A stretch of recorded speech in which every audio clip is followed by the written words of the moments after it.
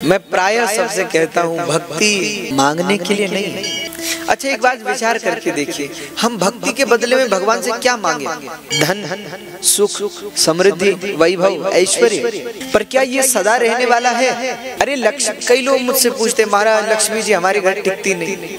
अरे लक्ष्मी तो किसी के पास नहीं टिकती भैया। लक्ष्मी का तो नाम ही है चंचला, वो सिवा नारायण की और किसी के पास टिकती ही नहीं, केवल नारायण के पास टिकती है और किसी के पास। तुम चाहते हो कि लक्ष्मी जी जाएं, नहीं बस आएं, ऐसा कैसे होगा? संसार का धन हो, वैभव हो, यश हो, कीर्ति हो, सदा नहीं रहता।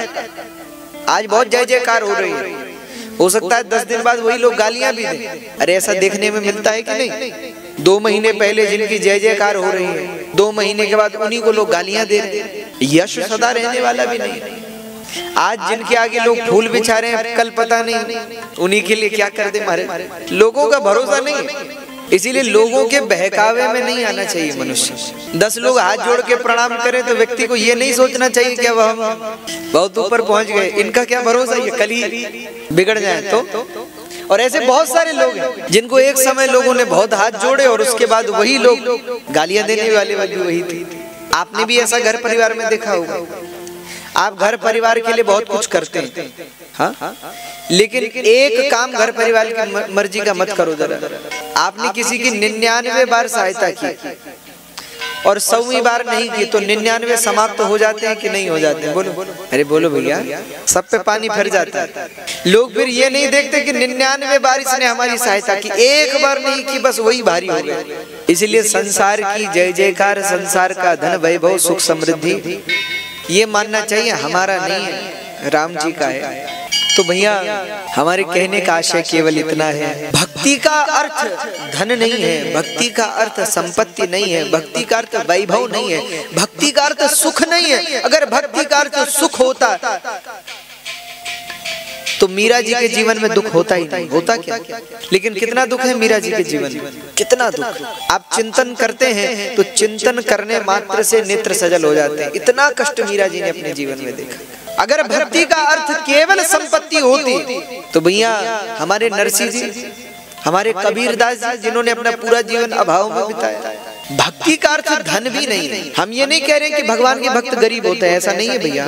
आजकल कई लोगों को बड़ी समस्या होती है। कई लोगों को आपने देखा होगा, वो भक्तों के पास जाएंगे, आप भगवान के भक्त हैं? जी हाँ हैं। अरे इतनी बड़ी गाड़ी में घूम रहे हैं और भगवान के भक्त हैं? अरे भैया तो कैसे चलें? बोले आपको तो पैदल चलना चाहिए। जय हो। बड़े आश्चर्य की बात, भगवान के भक्त, देखो हमारे कहने का आशय केवल इतना है, भगवान के भक्त भगवान की इच्छा में रहते हैं। भगवान अगर गाड़ी में बिठा रहे हैं तो भी प्रसन्न है और भगवान पैदल चला रहे हैं तो भी प्रसन्न है। समस्या उनको है जिनको आदत लग गई है, जिनकी अपनी इच्छाएं जुड़ी हुई। और जो संत होते हैं, जो भगवान के भक्त होते हैं, उनकी अपनी कोई इच्छा नहीं होती, राम जी की इच्छा ही उनकी इच्छा है। इसलिए हमारे यहाँ कहते हैं जाहि विधि राखे राम ताहि विधि रही। जैसे राम जी रखे वैसे रहो। अरे भैया राम जी अगर अच्छी व्यवस्था दे रहे हैं तो हम क्यों भूखे मरे? राम जी अगर बढ़िया 56 भोग दे रहे हैं तो उनकी इच्छा, बहुत अच्छी बात है। और राम जी अगर कल सूखी रोटी दे रहे हैं तो भी क्यों हम दुखी हो? भाई राम जी की जो इच्छा, वो 56 भोग दे तो आनंद, और वो रूखी रोटी दे और आनंद। कई लोगों का दृष्टिकोण ऐसा होता है कि ये भगवान के भक्त हैं, ये संत हैं, तो इनको तो झोपड़ी में ही रहना चाहिए। ऐसा नहीं है भैया। आप वैभव में रह करके भी वैभव से मुक्त रह सकते हैं। आत्मज्ञान में जब ज्ञानियों का नाम भगवान ने गीता में लिया तो ज्ञानियों में भगवान ने गीता में जनक राजा का नाम लिया, श्री जनक जी महाराज।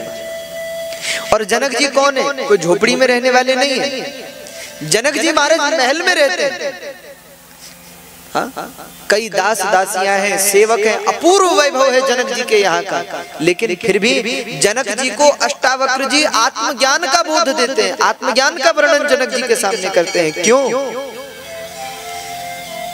क्योंकि जनक जी के हृदय में संपूर्ण संपत्ति को लेकर इतनी भी इच्छा नहीं थी। अंदर से बिल्कुल स्वस्थ हैं, बिल्कुल खाली।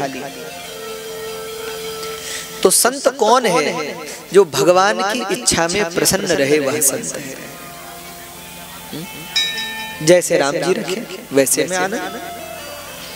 जिसके जीवन से शिकायत मिट गई वही संत है।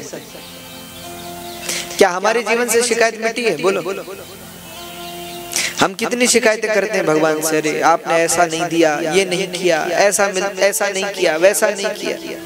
शिकायत करने वाला भक्त नहीं है, शिकायत करने वाला संत नहीं है। भक्त तो वो है, संत तो वो है जो हर जगह प्रसन्न रहे कि जैसा आप रख रहे हैं प्रभु वैसे ही हम प्रसन्न हैं, वैसे ही हम आनंदित हैं। कोई समस्या, कोई दुख नहीं, कोई चिंता नहीं। मीरा जी जब महलों में रही तो भी उन्होंने भगवान का भजन किया, और मीरा जी जब कुटिया में रही तो भी उन्होंने भजन किया। संत का जीवन धन संपत्ति और विपत्ति से बाधित नहीं होता। वह विपत्ति हो चाहे संपत्ति हो, दोनों समय आनंद करता है, आनंदित रहता है, प्रसन्न रहता है। तो भक्ति का अर्थ क्या है? भक्ति का अर्थ तो केवल भगवान है, बस। गोपियां कृष्ण से प्रेम करती हैं, उनसे पूछो कि क्यों प्रेम करती हो भगवान से, तो उनके पास कोई उत्तर है क्या? आप गोपियों से पूछेंगे कि तुम भगवान कृष्ण से इतना प्रेम क्यों करती हो, तो कहेंगे बस करती है, और कोई कारण है नहीं, निष्काम बिना किसी कारण की भक्ति। बाणासुर बड़ी बहुत बड़ा भक्त है, पर उसकी भक्ति में कहीं ना कहीं लोभ जुड़ा है ना। वो भगवान को भजता है, कुछ मांगता है, फिर भजता है, फिर मांगता है।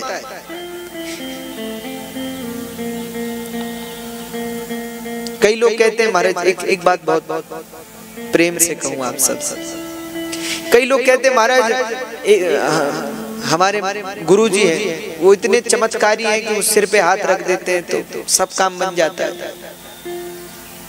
तो गुरुजी क्या धन संपत्ति देने के लिए बैठे हैं क्या? गुरु कौन है? जो धन संपत्ति दे वो गुरु है क्या? या जो भगवान का नाम दे वो गुरु है? बोलो। धन संपत्ति तो अपने परिश्रम से कमाओ ना, अपने मेहनत करो, परिश्रम करो। आप संसार में खूब मेहनत करो, और जगत का नियम है जो समुद्र का मंथन करेगा फिर लक्ष्मी को पाएगा। जो परिश्रम करेगा, जो मेहनत करेगा, उसको लक्ष्मी जी मिलेंगे। अब आप संतों के पास पहुंचो और कहो कि हमारे सिर पे हाथ रखो महाराज, हमारे धन वैभव सुख समृद्धि सब आ जाए हमारे। धन देने के लिए संत नहीं बैठे हैं, संत तो जीवन को एक नई दिशा देने के लिए बैठे हैं। संत जीवन को बदलने के लिए बैठे हैं भैया।